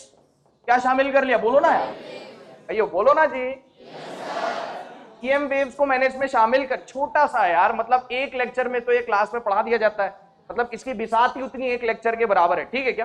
तो इसके लिए हम रखेंगे कितने, 2 दिन आशा रखेंगे, आशा करेंगे 3 से 4 सवाल, किसमें यूनिट डायमेंशन और ईएम वेव्स मिला के कितना सवाल आएगा, 3 से 4। और 2023 में देखो सिर्फ और सिर्फ कितना सवाल आए, 2, तो हो सकता है कि इसमें सवालों की संख्या थोड़ी सी बढ़ जाए, बोलो ठीक है। 2 सवाल तो 2023 में आए। अब यार देख लो अपने को कॉन्फिडेंस कैसे आया, एक तो यहाँ पे हमें दिमाग में आ गया कि भाई यार अच्छा खासा वेटेज है, प्लस आगे हमको दिक्कत नहीं आएगी, ये भी पढ़ लिया, और इसके एप्लीकेशन में भी आगे हमको बिल्कुल भी दिक्कत नहीं आएगी, ठीक है ना साहब। और यार हमको तो खदान मिल गई मार्क्स की, सीधी सी बात है, 50 नंबर का, 40 से 50 नंबर का तो यहाँ पे, और वो भी कब 40 से 50 का, जब कम से कम 8 और 4, तो 40 से 50 नंबर तो अपना कहीं भी नहीं गया, पढ़ना पड़ेगा, जाहिर सी बात है। छोटा सा चैप्टर हमने उसके बाद देख लिया, अगले यूनिट पे चलते। अगला है हीट ऊष्मा, ये भी इतना कोई टफ नहीं है, हाँ इसमें चीजें बहुत सारी है लेकिन इतना टफ नहीं है। थर्मोडायनेमिक्स इसी में आता है, केमिस्ट्री में पढ़ाते हैं अपन सर थर्मोडायनेमिक्स, अरे ज्यादातर चीजें तो वही है, बस वो फिजिक्स में Q बराबर U प्लस W होता है। नहीं सर, इसमें लड़ाई है अपनी, इसमें लड़ाई है, हाँ साइन कन्वेंशन के लिए इसमें लड़ाई है भैया, इनका पॉजिटिव है और हमारा नेगेटिव है, याद रखना ये चीज। सर मैं आपसे लड़ना नहीं चाहूंगा, आपका साइन जैसा आप बोलोगे वैसा मान, ठीक है। हाँ लेकिन मतलब वो ग्राफ वाले सवाल, प्रोसेसेस वाले सवाल, वो घिसे पिटे सवाल आते ही हैं, सही बात है ना। तो ऊष्मा गतिकी आ गया, इसमें द्रव्य के तापीय गुण आगे, छोटी छोटी चीजें जैसे कैलोरीमेट्री वगैरह हो गया, बोलो है ना। पानी और बर्फ को मिलाने वाले सवाल हमने खूब सारे क्लास में किए, आसान सी सवाल आते, पीवाईक्यूज भी अपन ने सारे क्लास में कर रखे। और आगे अणु गति सिद्धांत यानी केटीजी, ये भी अपन कहाँ पढ़ते, केमिस्ट्री। अरे केटीजी नहीं पढ़ते केमिस्ट्री में, सर सामने खड़े तुम झूठ नहीं बोल पाओगे, पढ़ते हैं ना केटीजी, बेसिक सी चीज है। चलो देख यार, देखो अब आप बोलोगे यार गुरुजी सिर्फ 2 सवाल, तो पूरे चांस हैं 2024 के नीट में हो सकता है इसमें ज्यादा सवाल दे दे, क्योंकि ये मतलब ज्यादा वेटेज वाला चैप्टर है। हम आशा करते हैं कि 4 से 5 सवाल तो इन सब से मिला के कहीं भी नहीं गए, बोलो ठीक है क्या। इस बार देखो कम सवाल आए तो हो सकता है कि बुड्ढा उसकी मात्रा बढ़ा दे, कि बुड्ढा मेरे बीच में बहुत बोलता है, ठीक है, तो बुड्ढा उसकी मात्रा बढ़ा सकता है। कितना दिन रखेंगे, 5 दिन रखें। कितना दिन रखेंगे? 5 दिन, ठीक है। और इस तरीके से रिवाइज करेंगे तो हमारे बेचैन दिल को करार भी रहेगा कि 11th भी रिवाइज हो रही है, और खाली सिर्फ 11th रिवाइज करे तो ऐसा लगेगा यार 12th नहीं हो रही। 12th करेंगे तो अब अगला, ये एक के साथ एक फ्री, एक का डबल, स्थिर वैद्युतिकी प्लस गुरुत्वाकर्षण, स्थिर वैद्युतिकी प्लस गुरुत्वाकर्षण, इलेक्ट्रोस्टैटिक्स यार इलेक्ट्रिक फील्ड हो गई, वो सब तो शुरुआत के फॉर्मूले एकदम काफी सेम। अरे वो क्लास में अपन मजाक भी तो करते हैं, वो न्यूटन साहब की आत्मा आई थी कूलम को डांटने, याद है क्या? Gm1 m2 by r square k q1 q2 by r square, ठीक है ना। तो यार इनसे मिला मिलू के जो है 2023 से कितना सवाल बना था? 5 सवाल। हफ्ता भर का अपन समय रखेंगे और फिर से हम आशा रख सकते हैं कि दोनों से मिला के 5 से 6 सवाल आएंगे ही आएंगे। और देखो यार, सबको पता है कि एक पर्टिकुलर टाइप के सवाल ही आते हैं नीट में, इसलिए बोला जाता है कि पीवाईक्यूज को बार बार और लगातार सॉल्व करें। यस और नो? अरे जैसे स्कूल में वाइवा होता है, मान लो हमारा रोल नंबर बाद में आ रहा है, रोल नंबर बाद में आ रहा है, तो जिस दोस्त का पहले वाइवा हो गया हम उससे पूछे ना, भाई इधर आ, क्या पूछा? अरे उसके इर्द गिर्द ही तो पूछेगा, कुछ तो भी थोड़ा ही पूछ लेगा, युगांडा की राजधानी थोड़ा ही पूछ लेगा, इसका वाइवा है तो सही बात है। तो वो भी एक तरीके का क्या हो गया, देखो कि भाई क्या पूछा जाता है इस तरीके, है ना। मान लो यार कोई बहुत बड़ी कंपनी में इंटरव्यू देने जा रहा है माइक्रोसॉफ्ट में, तो वो जाने से पहले तैयारी करके जाता है, भाई माइक्रोसॉफ्ट में किस प्रकार के इंटरव्यू में सवाल पूछे जाते हैं, तो एक तरीके का पीवाईक्यू तो हो गया। वो नेट पे डालता है कि माइक्रोसॉफ्ट में किस किस तरीके के सवाल पूछे जाते हैं, तो हम किसी भी, चाहे वो कोई भी पेपर हो, फिर वो जेई हो, चाहे यूपीएससी हो, चाहे नीट हो, चाहे कोई सा भी पेपर हो यार, बच्चे तो जब हम बोर्ड्स की तैयारी, मैंने खुद ने जब बोर्ड्स की तैयारी करी थी, चाहे 10वीं चाहे 12वीं, मैं तो 10वीं और 12वीं के बोर्ड्स की पीवाईक्यू भी लगा के, बच्चे करते हैं, अरे बच्चे करते, पढ़ाकू था मैं, पढ़ के गया था अच्छे, समझ में आ पा रही है क्या बात? तो पीवाईक्यू तो करके हम अपने को जाना है, उसके इर्द गिर्द मतलब 5-10% का सवालों में वेरिएशन हो सकता है, लेकिन नीट में सवाल होते हैं रिपीट, नीट में सवाल होते हैं रिपीट, ये अपने को सबको पता है। अगला हो गया देखो 11th का एक और टॉपिक है ठोस और तरल, यानी कि सॉलिड्स और फ्लूइड्स, सॉलिड्स और फ्लूइड्स, है ना। तो 2023 में कितने सवाल आए थे? अब ये सबको पता है कि चलो तरल थोड़ा सा कॉम्प्लिकेटेड हो सकता है, लेकिन ठोस में तो ज्यादातर सिर्फ और सिर्फ फॉर्मूले ही है। वो सवाल पूछा था इसने, फोर्स बाय एरिया, स्ट्रेस प्रतिबल, फोर्स बटा एरिया, 2023 की बात कर रहा हूं मैं, हाँ या ना? ठीक है। और इसके तो कितने सवाल पूछे? 3 सवाल, 3 से 4 सवाल की इसकी बिसात है, 3 से 4 सवाल, और इसको अपन देंगे कितने? 5 दिन। कितने दिन देंगे इसको? 5 दिन। कार्यक्रम को आगे बढ़ाते हैं। विद्युत धारा, विद्युत धारा का एक बार देखना पड़ेगा। विद्युत धारा के इस बार 4 सवाल थे 2023 में, जहां तक मेरे को याद है। कितने सवाल थे? 4 सवाल थे, है ना। और हम हर साल कम से कम गिरी से गिरी हालत में कितना एक्सपेक्ट कर सकते हैं? 3 से 4 सवाल। कितने सवाल एक्सपेक्ट कर सकते हैं? 3 से 4 सवाल हम आशा रख सकते हैं कि करंट इलेक्ट्रिसिटी के पूछेगा ही पूछेगा। और सुनो, कितना अच्छे से हम क्लास में पढ़ते हैं प्रतिरोध का संयोजन, 1 से 2 सवाल तो उसपे पूछेगा ही पूछेगा, प्रतिरोध का संयोजन। हाँ, उसमें थोड़ा सा कॉम्प्लिकेट कर सकता है कि एक तार है, उसके 10 टुकड़े कर दिए, उन सबको समांतर में जोड़ दिया है, या फिर एक सर्किल ले लिया इस प्रकार से, और ये जो पूरा है इसका प्रतिरोध 10 ओम है, बोलेगा कि ये जो व्यास के परित क्या निकाल लो, आर इक्विवेलेंट निकाल लो। इस तरीके के सवाल से हम अवगत हैं, ज्यादातर चीजें वैसी ही वो पूछ सकता है। हाँ, मैच द कॉलम पूछ सकता है। करंट इलेक्ट्रिसिटी में फॉर्मूले नहीं होते, जे बराबर सिग्मा आई बराबर NeAVD, आया ना, पढ़े हैं क्लास में। उससे क्या पूछ सकता है? Match the column. तो इस बार कितने सवाल थे इसके? 4 सवाल थे। हो सकता है 1-2 सवाल ऊपर नीचे, पर मेरे अंदाज से 4 सवाल थे। हाँ, 3 से 4 सवाल हर साल हम आशा रख सकते हैं। और कितने दिन रखे इसको रिवाइज करने के लिए, आप बताओ चलो मेरे को। 3 दिन मेरे ख्याल से इनफ है, मोर देन इनफ है। और इसमें से, अरे बोलो ना, इसमें से वो जो कलर रेटिंग था ना, कलर कोडिंग, वो अब हट चुका है, कलर कोडिंग हट चुका है। यस और नो? ठीक है। इसको अपन कितने दिन रखेंगे बच्चों? 3 डेज। कितने दिन रखेंगे? 3 डेज। इसके बाद आते हैं, भाई देखना इधर, चुंबकत्व, क्योंकि हम कोई भी चीज छोड़ के ज्यादातर चीजें हम कवर कर लेंगे। हालांकि देखो, ये तो सत्य है, परम सत्य है कि तैयारी कभी भी 100% पूरी नहीं होती, ये सब लोग एग्री करेंगे, सही बात है। मतलब कई बच्चे जो अच्छी रैंक भी लाते ना, कभी कभी हो सकता है कि उनकी भी तैयारी क्या ना हो, 100% ना हो, लेकिन अपन ये 60 दिन में मैक्सिमम चीजों को रिवाइज करने की कोशिश करेंगे। बस होने ही वाला है खत्म। चुंबकत्व, विद्युत चुंबकीय प्रेरण प्लस प्रत्यावर्ती धारा, मैग्नेटिज्म पूरा हो गया, EMI और AC। इस बार आप देखो कितने सवाल आए इन तीनों से मिला के, 7 चौके 28 नंबर तो यहीं से हासिल हो गए। इजी इजी ही प्रॉब्लम्स थे। अरे मैं ऐसा नहीं है ना कि मैं बस आपको बोल रहा हूं कि इजी इजी प्रॉब्लम थे 2023 में, आपने भी तो पेपर देखा है 2023 का। अब पढ़ के कोई नहीं जाएगा तो इजी पेपर में भी नंबर नहीं आएंगे। कितने नंबर थे, मतलब कितने सवाल थे भाई? 7 सवाल थे। 8 दिन हम इसको रख रहे, 3 चैप्टर है, 8 दिन हम इसको रख रहे। बोलो ठीक है क्या? हाँ, किसी किसी बच्चे को इसमें रस नहीं आता है तो क्या करें, कोई बात नहीं, ठीक है, बताओगे आपको, कोई बात नहीं। अब पढ़ना है तो पढ़ना है, करना है तो करना। 8 दिन, 7 से 8 सवाल, फिर आ गया भैया 30 नंबर लगभग मोटा मोटी हो गए। बोलो बेटा 30 नंबर हो गए लगभग लगभग, ठीक है। और इसी के साथ ये अपना पोर्शन भी क्या हो गया, फिनिश। अब सुनना, आप मेरी बात सुनना। अभी आप बोलोगे कि ये कितने दिन हुए, तो आप खुद हिसाब किताब लगाओगे तो मोटा मोटी कितने दिन हो गए, 50 दिन हो गए। कितने दिन हो गए? 50 दिन। ये 60 पूरे नहीं हुए, जितने भी दिन। और भाई हमको कोशिश करनी है कि जितने दिन यहाँ पे स्पेसिफाई किए ना वो एकदम दिल खोल के लिखे मैंने। ऐसे नहीं कि 8 लिखा तो आप 10 में पूरा कर रहे हो, क्योंकि अपने पास समय कम है। और ऑब्वियसली अपने को साथ के साथ बायोलॉजी और केमिस्ट्री भी रिवाइज करनी, इसलिए ये जो दिन है इसमें अपने को ये सारी चीजें फिनिश करनी। तो आप बोलोगे कि रिवीजन कैसे करें, रिवीजन कैसे करें, ठीक है। तो रिवीजन, यार जो लोग ऑफलाइन क्लासेस आते हैं उनके पास क्लास नोट्स होंगे, जो ऑनलाइन भी पढ़ते होंगे बच्चे, क्योंकि दर्शक तो सभी प्रकार के होंगे, ऑनलाइन ऑफलाइन वाले, तो ऑनलाइन वालों ने भी नोट्स बनाए होंगे, सही बात है। तो सबसे पहले आप क्या पढ़ें? क्लास नोट्स पढ़ें। ऐसे नहीं कि आप सीधे पीवाईक्यू पे कूद गए, सीधे प्रैक्टिस करने पे कूद गए। आपने क्या करना है, सबसे पहले तो आपने घबराना नहीं है, ठीक है। हाँ, क्लास नोट्स पढ़ने, क्या पढ़ने? क्लास नोट्स पढ़ लेंगे। और वो सिर्फ पढ़ना नहीं, वो दिमाग में क्या होना चाहिए, स्कैन हो जाना चाहिए। दिमाग में क्या हो जाना चाहिए, स्कैन। कि ये कि जब हम पीवाईक्यू सॉल्व कर रहे हैं ना तो क्लास नोट्स खोल के देख रहे, एकदम सही सही बात, एकदम गरीब टाइप की, भाई अच्छा ये फॉर्मूला तो याद आ रहा है, गुरुजी ने क्लास में बताया था, तो फिर वो क्लास नोट्स खोल के देख रहे।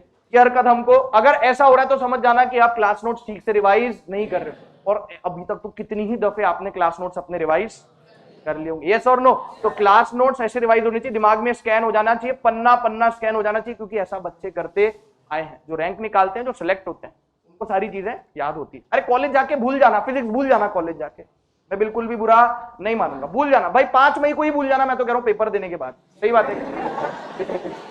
5 मई को भूल जाना, पेपर देने के बाद। 5 मई तक अपने को सब याद रखना। बोलो समझ में आ पा रही क्या बात? ठीक है। तो क्लास नोट्स पढ़ लिए, उठा लो पीवाईक्यू। क्या उठा लो? पीवाईक्यू। क्योंकि फिलहाल पीवाईक्यू से अच्छी कोई भी अपनी कोई और चीज नहीं है जो हमको पीवाईक्यू से ज्यादा मदद कर सके। और पीवाईक्यू भी भाई फिर इतने कॉन्फिडेंस से हमको सॉल्व करने, इस तरीके का सवाल पेपर में आ गया।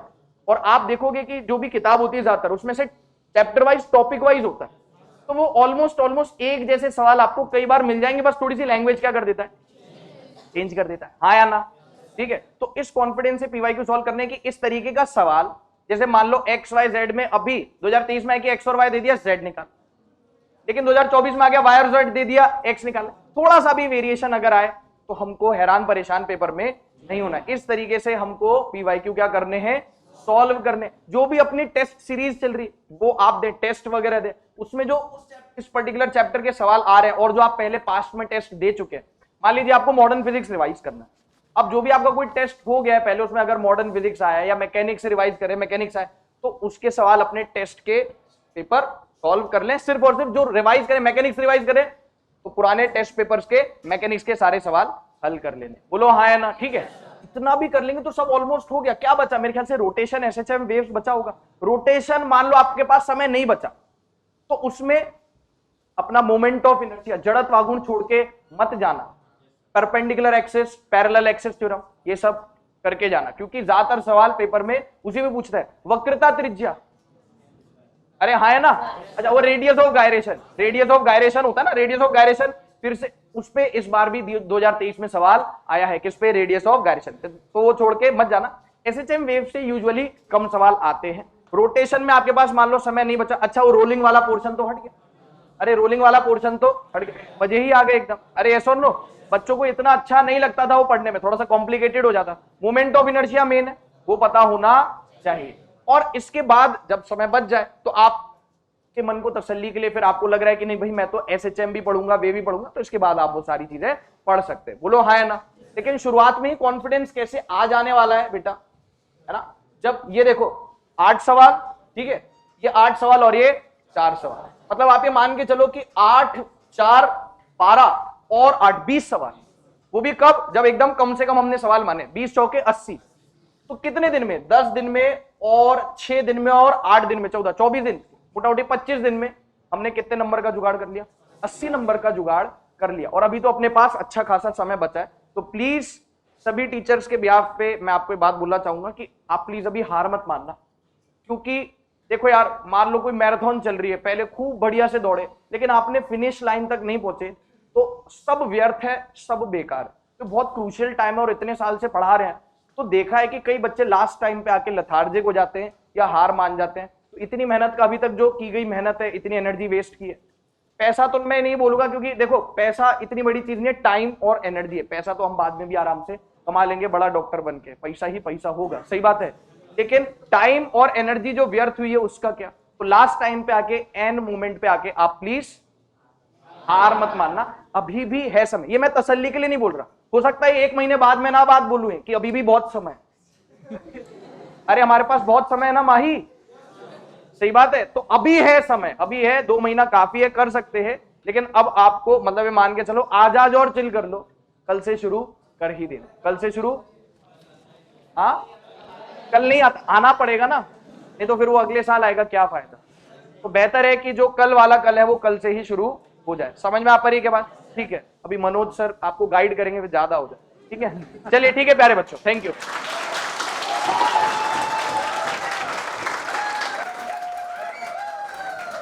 भाई पूरे साल तो फिजिक्स केमिस्ट्री पढ़ी है, और टोटल पेपर कितने का होता बताइए आप? टोटल पेपर, तो भाई उसमें अगर हम टोटल नंबर में बात करें तो भाई 50% कौन आता है?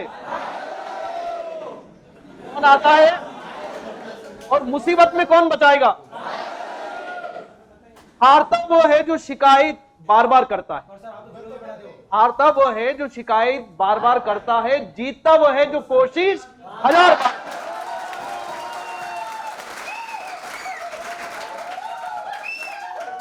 आज से ही कोशिश करना है, अभी से ही कोशिश करना है कि 360 में से 360 लाने, तो कि मुसीबत में कौन बचाएगा? इसका बदला लिया जाएगा भाई बराबर।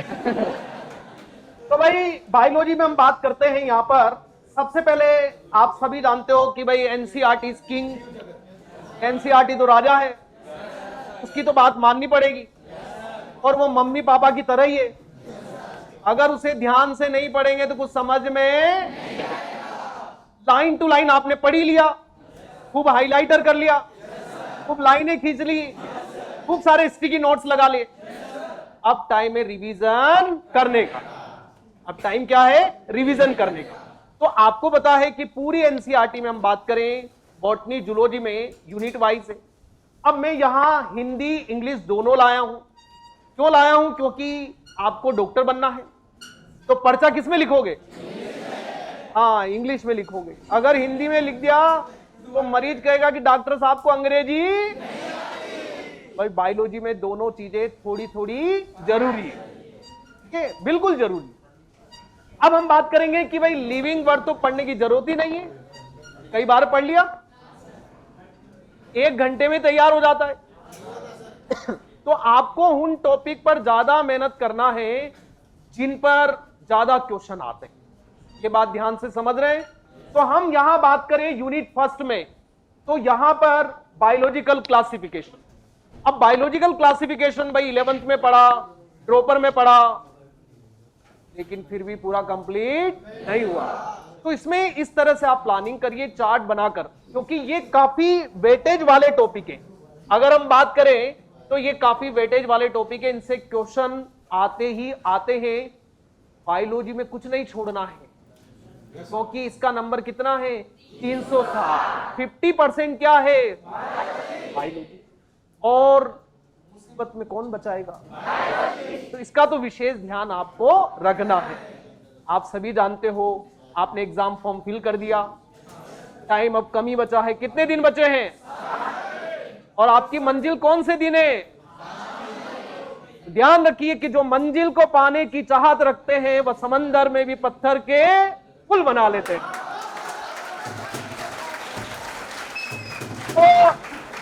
अब हम बात करेंगे कि आपकी जो यूनिट है, पहली ही यूनिट, वो काफी इंपॉर्टेंट है क्योंकि इसमें पादप जगत है, प्लांट किंगडम। अब इसमें कभी अगर आपको लगता है तो याद नहीं हो रहा तो गार्डन में जाके पढ़ लो, पादप जगत। तो भाई इसके बाद जंतु जगत, एनिमल किंगडम में क्या करेंगे? जंगल में जाएंगे। तो यहां पर इस यूनिट फर्स्ट की अगर हम बात करें, बहुत ध्यान से सुनिए आप, तो यहां बायोलॉजिकल क्लासिफिकेशन, पादप जगत, जंतु जगत, ये काफी इंपॉर्टेंट चैप्टर है। हर साल इनसे क्वेश्चन आते हैं। आप ऑलरेडी एनसीईआरटी पढ़ चुके हो, अब आप इनके शॉर्ट नोट्स बना लीजिए। क्या बना लीजिए? Short notes. एनसीईआरटी पास में रखिए, नोट्स पास में रखिए, जो पढ़ते जाएं, जो याद नहीं हो रहा है वही उसमें लिखना है, बाकी कुछ आपको लिखना नहीं है। अब हम बात करेंगे कि भाई शॉर्ट नोट्स भी बना लेंगे। अब एनिमल किंगडम में भाई बहुत सारे एग्जांपल आते हैं, कैसे याद करें? तो उनके कई सारे तरीके हैं। जैसे हम बात करेंगे कि भाई पोरीफेरा, तो पोरीफेरा को याद कर लो एसएससी, साइकन, स्पॉन्जिला, आपको याद हो जाएगा। हम बात करेंगे कि भाई सीलेंट्रेटा याद करना है, कैसे याद करेंगे? तो सीलेंट्रेटा याद कर लो कि पापा गोवा गए, मम्मी गई हरियाणा। आप सीलेंट्रेटा को ऐसे याद करो, पापा को तो गोवा भेज दिया। तो भाई हम बात करें फाइसेलिया, ओरेलिया, पेनेटुला, ये हिंदी, क्या बात है, क्या बात है। तो इस तरह से आप एग्जाम्पल लर्न कर सकते हैं। अब आप ये बोलते हैं कि सर एनिमल किंगडम में तो बहुत सारे, तो डेली थोड़े थोड़े याद करो। आज पोरीफेरा याद कर लिया, अगले दिन सीलेंट्रेटा याद कर लिया, ऐसे पूरे 50 दिन का ही टारगेट रखना है, क्योंकि लास्ट के 10 दिन में तो और रिवीजन करना है, उसकी और प्लानिंग देखेंगे हम 10 दिन की, तो कैसे होगा। अब क्लास में हमारे पास बच्चे हैं, भाई जानवरों की बात हो रही है तो मैं कुछ बच्चों के पास आता हूं और उनसे कि भाई हम बात करते हैं, यहां से शुरू करते हैं। चलो भाई खड़े हो जाइए, बताइए एनेलिडा में कौन से जंतु आते हैं? अरे भाई बोलने दो। केचुआ आता है, टेरीज आता है, बहुत बढ़िया, बहुत बढ़िया। चलिए भाई आपसे पूछते हैं आर्थ्रोपोडा में कौन आता है? अरे भाई कॉकरोच हो गया। तो बच्चे के लिए तो क्लैपिंग बनती है। पूरे साल कॉकरोच ही कॉकरोच पड़ा है, पूरे साल कॉकरोच ही कॉकरोच पड़ा है, लेकिन बाद में पता लगा भाई मेंढक भी जुड़ गया और वो सबसे लास्ट में पड़ा। कब पड़ा? सबसे लास्ट। तो भाई इस बार पहली बार मेंढक आ रहा है, तो वहां से क्वेश्चन आने के पूरे पूरे चांसेस। तो भाई यूनिट 1 के बाद यूनिट 2 भी काफी इंपॉर्टेंट है। और यहां जो नया मेंढक जुड़ा वो किस में जुड़ा है? प्राणियों में संरचनात्मक संगठन। कॉकरोच भी पढ़ना है, मेंढक भी पढ़ना है, और मेंढक से क्वेश्चन 100% आएंगे, बायोलॉजी से भी क्वेश्चन 100% आएंगे, और पूरे 360 लाना है। कितने लाना है? और मन में बार बार एक बार बोलते रहिए कि अब की बार 700 के पार, अब की पार। तो इससे क्या हो सकता है? भगवान करे 700 के ऊपर आ जाए। कोशिश करने वालों की कभी बात ध्यान रखिए। अब हम बात करें मॉर्फोलॉजी ऑफ फ्लावर प्लांट। ये चैप्टर फ्लावर से, फूलों से संबंधित है। आपने बहुत मेहनत की होगी, हाइलाइटर, अंडरलाइन करके, स्टिकी नोट चिपका के, जितनी बार पढ़ा उतनी बार भूले। तो भाई इसका ध्यान रखना है, एग्जाम्पल इनके ध्यान से याद कर। हम बात करें एनाटॉमी ऑफ फ्लावरिंग प्लांट्स, शारीरिकी, पुष्पी पादपों की शारीरिकी, भाई उनकी आंतरिक संरचना का अध्ययन। इस चैप्टर को आप अच्छा बना सकते हैं अगर आप इसे ध्यान से पढ़ेंगे, और ये ऐसे चैप्टर है जहां से क्वेश्चन आने की प्रोबेबिलिटी काफी ज्यादा होती है। बायोलॉजी में कुछ नहीं छोड़ना है, सारा करना है, क्योंकि यही एक सब्जेक्ट है जो किसमें बचाता है? मुसीबत। तो यहां कोई रिस्क नहीं ले ली। यही आपको हेल्प करेगा फिजिक्स में, यही हेल्प करेगा केमिस्ट्री, ये दोनों में हेल्प करेगा। तो भाई यहां ध्यान रखना है। और पूरे साल तो फिजिक्स केमिस्ट्री पढ़ा है, तो अब बायोलॉजी का रिवीजन ध्यान से करना है, वो भी 50 दिन में ही करना है। कब करना है? प्राणियों की संरचनात्मक ये सभी से जुड़ा हुआ है, जिसमें उपकला ऊतक हो गया, संयोजी ऊतक हो गया, पेशियां होगी, जंतु ऊतक हो हम बात करें तो यहां पर इस तरह से यूनिट सेकिंग। अब यूनिट थर्ड काफी इंपॉर्टेंट है। यहां पर कोशिका आप बचपन से पढ़ते आ रहे हो, मतलब 8th क्लास से। कहां से पढ़ते आ रहे हो? 8th क्लास से। तो यहां कोशिका को ज्यादा नहीं फोकस करना है क्योंकि ऑलरेडी कई बार पढ़ लिया। लेकिन जैव अणु बायोमोलिक्यूल को फोकस करना है क्योंकि यहां द्वितीयक उपापचय की बात करें 100% क्वेश्चन आता ही आता है। एंजाइम से क्वेश्चन 100% आता ही आता है। तो भाई जैव अणु 2 फायदा डबल धमाल, बायोलॉजी में भी और ईमान सर सोच रहे होंगे सर मेरी केमिस्ट्री भी बता रहे हैं। नहीं संभाल रखा है सर।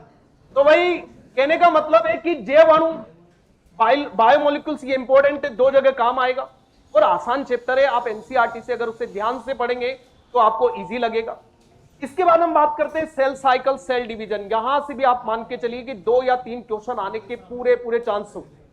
और सेल साइकिल कोशिका चक्र की बात करें, समसूत्री विभाजन, अर्धसूत्री विभाजन, क्या ये आपने बार बार नहीं सुना है? तो ऐसे चैप्टर पर बहुत ज्यादा मेहनत नहीं करनी है जिस पर आप ऑलरेडी कर चुके हो। ज्यादा रिवीजन नहीं लगाना है। ऐसा नहीं आसान है तो 10 बार रिवीजन लगा दिया, ऐसा नहीं पढ़ा था। उन्हीं का रिवीजन लगाना है जो आपको लगता है कि मेरा कमजोर है, उन पर ज्यादा फोकस करना है। यस और नो? बहुत बढ़िया। अब इसके बाद आते हैं हम कहेंगे कि भाई प्रकाश संश्लेषण, ग्लाइकोलाइसिस, क्रेब चक्र, खतरनाक साइकिल। कितनी बार याद करते हैं उतनी बार भाई उसके शॉर्ट नोट्स बनाइए। क्या बनाइए? कोई ट्रिक बना लीजिए जिससे आपको वो जल्दी याद हो जाए। हम बात करें पादप में श्वसन, आगे फोटोसिंथेसिस हो गया, पादप में श्वसन हो गया। इसी श्वसन में आप ग्लाइकोलाइसिस, क्रेब चक्र इन सबको पढ़ते हैं। हम बात करें पादप वृद्धि।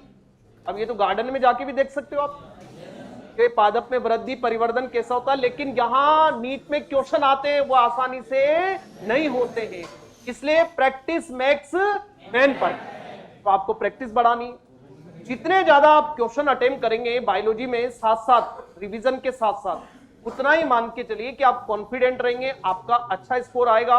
क्योंकि बायोलॉजी में 360 में से 360 ही आना चाहिए और वो बिल्कुल आप लाएंगे अगर आप इसी प्लानिंग से काम करेंगे, चैप्टर को अच्छी तरह फोकस करें। इसके बाद हम आते हैं ह्यूमन फिजियोलॉजी। ठीक है, ह्यूमन फिजियोलॉजी के आते हैं कार्यकी के बारे में कि भाई यहां पर breathing and exchange of gases, श्वसन व गैसों का विनिमय। क्या रोज ऑक्सीजन लेते हो? क्या CO2 छोड़ते हो? क्या और कुछ भी छोड़ते हो? CO2 ही छोड़ते हो। मान लिया मैंने कि भाई CO2 ही छोड़ते हो आप। अब ये ऐसे चैप्टर हैं जिन पर हम बात करें फेफड़ों का आयतन है, क्षमताएं हैं, गैसों का परिवहन है, यहां से 100% क्वेश्चन आने के चांस होते हैं। तो भाई उन टॉपिक को ज्यादा पढ़िए जहां से क्वेश्चन आने के चांसेस। हम बात करें बॉडी फ्लूइड, शरीर द्रव परिसंचरण, हृदय की संरचना पढ़िए, हृदय चक्र पढ़िए। ऐसा नहीं कि बार बार रुधिर ही रुधिर पढ़ रहे हैं। एक स्वस्थ व्यक्ति में कितना रुधिर होगा तो वो आपको पता भी है। ऐसे टॉपिक नहीं पढ़ने हैं जो ऑलरेडी पहले से पढ़ चुके हो, उन टॉपिक पर रिवीजन ज्यादा फोकस करना है जो आपके कमजोर हैं, जहां आपको लगता है कि मुझे ज्यादा ध्यान देना है। ऐसा तो नहीं लग रहा कि पूरी बायोलॉजी मेरे सामने से निकल रही है, ऐसा नहीं लग रहा। तो हम कहेंगे उत्सर्जी पदार्थ और उनका निष्कासन। अब उत्सर्जी पदार्थ में जैसे वृक्क की संरचना को ध्यान से पढ़ो। किडनी एक होती है, 2 होती है? अच्छी बात है, आपको याद है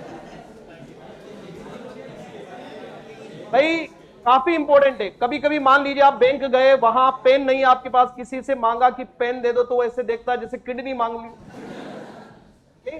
तो भाई किडनी इंपॉर्टेंट पार्ट है, उत्सर्जी पदार्थों का निष्कासन करती है। यहां पर हम बात करेंगे कि प्रतिधारा गुणक तंत्र पढ़िए आप। हम बात करेंगे कि नेफ्रॉन की संरचना पढ़िए, मूत्र निर्माण की क्रियाविधि। तो ये एक्सक्रीटरी उत्सर्जी पदार्थ में मूत्र निर्माण की क्रियाविधि, यहां से क्वेश्चन 100% आने के चांस होते हैं। एक काम ये भी कर सकते हो कि जो 23 में जिस टॉपिक से क्वेश्चन आया उसके आसपास वाले क्वेश्चन को आप, आसपास वाले टॉपिक को अच्छी तरह तैयार कर, क्योंकि पेपर 23 का पूरा तो नहीं आएगा। क्या आएगा? बोलो यस और नो। तो हम कहेंगे लोकोमोशन एंड मूवमेंट। ठीक है, अब यहां कभी कभी इनमें डिफरेंस भी पूछ लेते हैं। ठीक है, गमन और संचलन में क्या अंतर होता है? कई बच्चे तो साल भर पढ़ते हैं, यही समझ में नहीं आता कि गमन और संचलन में क्या अंतर है। तो ये छोटे छोटे पॉइंट है, इसमें आप पेशियों की संरचना पढ़ेंगे, पेशियों की क्रियाविधि पढ़ेंगे, तो उसमें जो इंपॉर्टेंट टॉपिक है उस पर ध्यान देना है। एक और अच्छी बात, हम बात करें न्यूरल कंट्रोल, तंत्रिकीय नियंत्रण व समन्वय।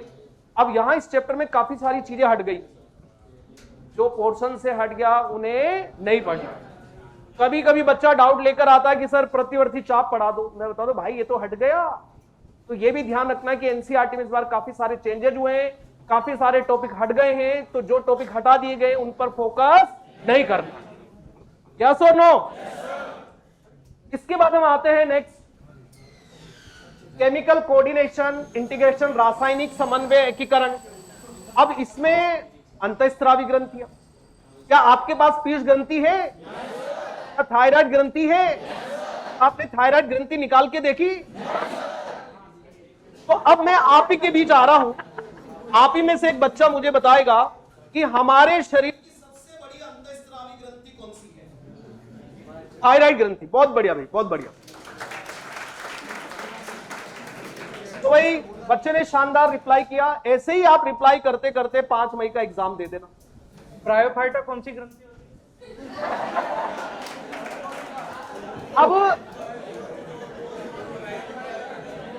अब अगले उस पर आते हैं ध्यान से कि यूनिट 6 काफी इंपॉर्टेंट है। और यूनिट 6 की अगर हम बात करें, पुष्पी पादपों में लैंगिक जनन, मानव प्रजनन, जनन स्वास्थ्य, आप मान के चलिए कम से कम इसमें 8 से 10 क्वेश्चन आने की पूरी पॉसिबिलिटी। अगर 10 क्वेश्चन आ गए तो कितने नंबर हो गए? बल्ले बल्ले हो गए आप। तो इस तरह से आपको तैयारी करनी है कि इन चैप्टर में कोई टॉपिक नहीं छोड़ना है, बस वही टॉपिक आपको छोड़ना है जिनको आप कई बार रिवाइज कर चुके हो, उनको ज्यादा फोकस नहीं करना है। वो टॉपिक जो आपको हार्ड लगते हैं, जो याद नहीं रहते हैं, उन्हीं का बार बार रिवीजन करना है, क्योंकि पूरे साल तो बायोलॉजी पढ़ी नहीं। तो अब इन 60 दिनों में बायोलॉजी को कमाल की तरह से रिवीजन करना है और इसी प्लानिंग को आप फॉलो करेंगे। चैप्टर सारे करने हैं, कुछ नहीं छोड़ना है, क्योंकि बायोलॉजी में फुल मार्क्स आने चाहिए। कितने आने चाहिए भाई? फुल मार्क्स आने चाहिए। इसके बाद हम बात करें वंशागति व विविधता के सिद्धांत, ये भी काफी इंपॉर्टेंट चैप्टर है। ठीक है, हम बात करें वंशागति और उद्विकास। अब उद्विकास, क्या आपका विकास हुआ? तो इसका मतलब जब विकास हो गया तो उद्विकास भी होना पक्का है।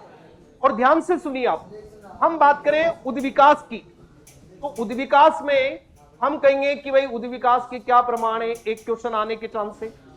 हार्डी विनबर्ग के नियम से वहां से एक क्वेश्चन आने के चांस है। मानव का उद्भव व विकास कैसे हुआ, वहां से एक, मान के चलिए 4 या 5 क्वेश्चन किससे आएंगे? इवोल्यूशन।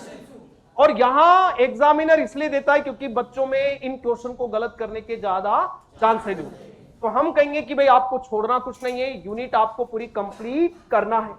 इसके बाद हम आते हैं नेक्स्ट, मानव स्वास्थ्य व रोग। अब इस चैप्टर में ये आसान है, मलेरिया के बारे में 2 नए टॉपिक जुड़े हैं, चिकनगुनिया और डेंगू। जो नया जुड़ा है उसे ध्यान से करके जाना है। यस और नो? क्या आपने डेंगू पढ़ लिया? क्या चिकनगुनिया पढ़ लिया? क्या मलेरिया पढ़ लिया? तो ये मानव स्वास्थ्य व रोग, हम कहेंगे ये ज्यादा हार्ड टॉपिक नहीं है, तो यहां इस पर ज्यादा रिवाइज नहीं करोगे। बस इस वाले में आप सबसे ज्यादा ध्यान रखोगे प्रतिरक्षा वाले टॉपिक पर, और उसके अलावा ड्रग वाले टॉपिक पर। किस पर ध्यान रखोगे? ड्रग, मॉर्फिन है, कैनाबिनोइड्स है, कोकेन है। वहां से एक क्वेश्चन 2 क्वेश्चन आने के पूरे चांस। हम बात करें मानव कल्याण में सूक्ष्म जीव, बहुत ही इंपॉर्टेंट है। दूध से दही कैसे बनता है जानते हो आप? कौन से बैक्टीरिया? कौन से? अब हम आ गए हैं लास्ट यूनिट में, बायोटेक सिद्धांत व प्रक्रम। हम बात करें बायोटेक व उसके उपयोग। अब हम लास्ट अगर इस यूनिट की बात करते हैं तो भाई मान के चलिए कम से कम 7 से 9 7 to 9 क्वेश्चन आने के पूरे चांस।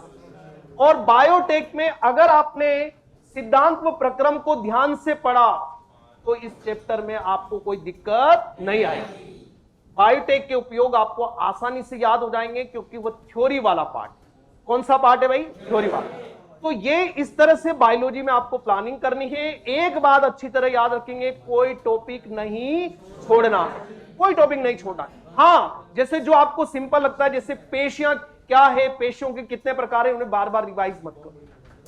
पेशियों की क्रियाविधि, स्लाइडिंग फिलामेंट थ्योरी, उससे रिवाइज करो। इससे क्या आएगा, आपका पूरा चैप्टर आधा हो गया, क्योंकि आधी चीजें ऑलरेडी आपको लर्न है। यस और नो? तो इस तरह से आप पूरी बायोलॉजी की प्लानिंग करेंगे और बायोलॉजी की प्लानिंग में पूरा आपका टारगेट रहेगा कि फुल मार्क्स आने चाहिए। अब मैं केमिस्ट्री वाले सर, अपने दीवान सर, फिजिक्स वाले सर, सिद्धार्थ सर को ही बुलाता हूं। ये सारी प्लानिंग एक बार आप इसे ध्यान से पूरा कंप्लीट करेंगे और इसी तरह से आप आगे बढ़ेंगे। और कल से नहीं, आज से ही तैयारी करेंगे। कब से करेंगे? ओके,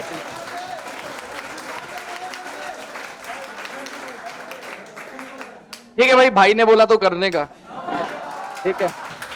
आज चिल मत करना, फिर सर ने आज का बोला तो आज से ही करेंगे। फिजिक्स में अब की बार 150 के पार, अब की बार 150 के पार,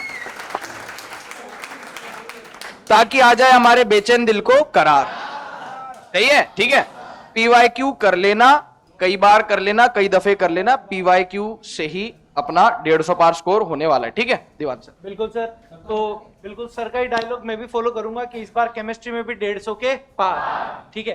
द रीजन बिहाइंड इट, देखो आप लोगों को जो भी करना है ना, इन्हीं 60 दिनों में करना है। अब ये मत सोचना कि सर कोई 5 दिन वाली स्ट्रेटेजी आ जाए, 2 दिन वाली स्ट्रेटेजी आ जाए, नहीं होगा। ठीक है? ऑटो भाई, डाउट लग रहा है तेरे को, ऑटो वाली पसंद आ रही है? ऑटो वाली, मेडिकल कॉलेज कार वाली बनाएंगे। तो भाई अल्टीमेटली देखो, मजाक मस्ती अपनी जगह पर है, लेकिन हम सब आप लोगों से यही रिक्वेस्ट करेंगे और यही आपको आशीर्वाद देना चाहेंगे। भाई जो भी करना है ना, पूरा दम लगाकर करना है, 100% कॉन्फिडेंस होकर करना है। जितनी भी नेगेटिविटी है ना, सारी की सारी उसको छोड़ दो। जो भी आप लोगों को आसपास नेगेटिव वातावरण डेवलप करे कि भैया हमको नहीं आता है, हमको ये आता है, हमको ये कर देंगे, हम वो कर देंगे, भाई तो 5 मई के बाद मिलना, जो भी करना है उसी दिन देख लेंगे शाम को। ठीक है? ठीक है। तो जो भी कुछ सोचना है, जो भी कुछ करना है, सब 5 मई के बाद। कोई बोले कि चलो आज बर्गर खाने चलते हैं, तुम तो याद ही नहीं करते हो, तुम तो ये नहीं करते हो, तुम भूल गए हो क्या, तो उनको बोलेंगे कि 5 मई के बाद फोन करेंगे। समझ रहे हो कि नहीं समझ रहे हो? जितना भी हिसाब किताब है सब 5 मई को देख लेंगे। तो बस पढ़ाई करते रहो। All the very best. एक बात और मैं बोलना चाहूंगा कि सिलेक्शन बायोलॉजी कराई, बोलो, लेकिन रैंक कौन दिलाएगा? रैंक कौन दिलाएगा? तो अब की बार